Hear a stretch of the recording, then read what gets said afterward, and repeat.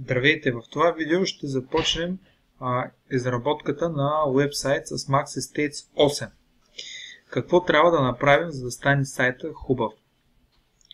Първо, логваме се в административния панел. Едно от първите неща, което трябва да направим, е да качим лого. Виждаме, че логото ни казва, че трябва да бъде с размер 297 на 81. И сега отваряме се един Photoshop и натискаме Ctrl и N. И като натиснем Ctrl и N, системата ни дава възможност да си направим нов размер. В инструкциите казва 297. Широчината 297 на 81 пиксела висок. Даваме така на 81 пиксела. Ето ни го размера. Сега ще си видим какво имаме на този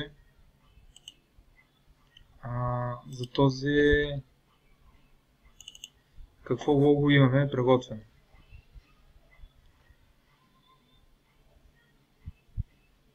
Ето тук имаме едно лого, всъщност един работен формат, и от този работен формат ще се опитаме да вземем логото. Ето ни го всъщност нашето лого.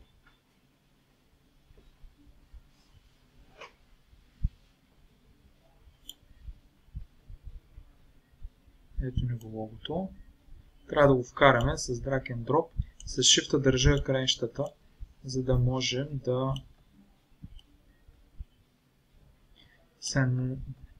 Виждаме, че това лого е доста квадратно, така да го кажем.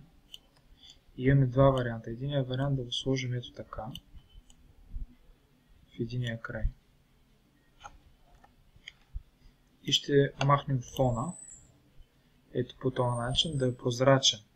И всъщност имаме кантора недвижими имоти.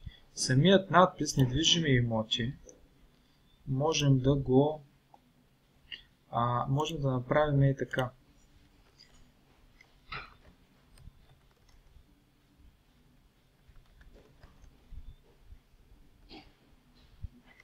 Ето сега. Избираме си в Photoshop това да е черен цвят.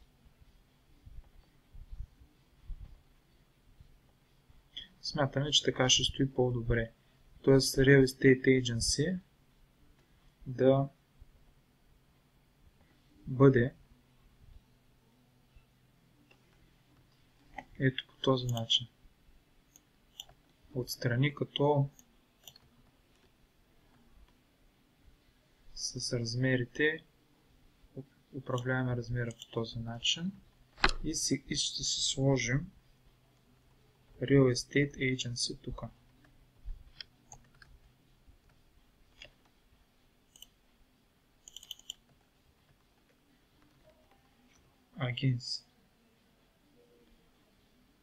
Agency.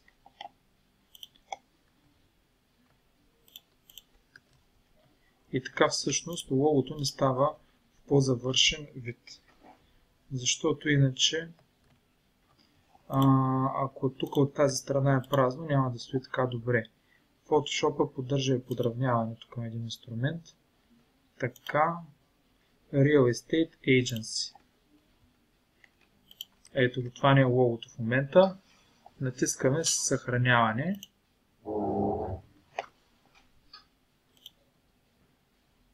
PNG. И като PSD ще се го сейваме също, за да можем да го обработваме на по-късен етап също. Сейваме го като PSD и като PNG, за да поддържа прозрачността. След което идваме в служебни снимки в административния панел и на лого на уебсайта натискаме на редактиране. Избор на файл. И от тук 0.56 избираме логото. Запиши. Логото в момента се качи. Идваме тук, натискаме Refresh. И го виждаме как вече стои доста добре в горния ъгъл. И през Scroll Down логото изглежда по този начин, доста внушаващо, красиво. Това е, нали, качването на лого е по този начин в самата система.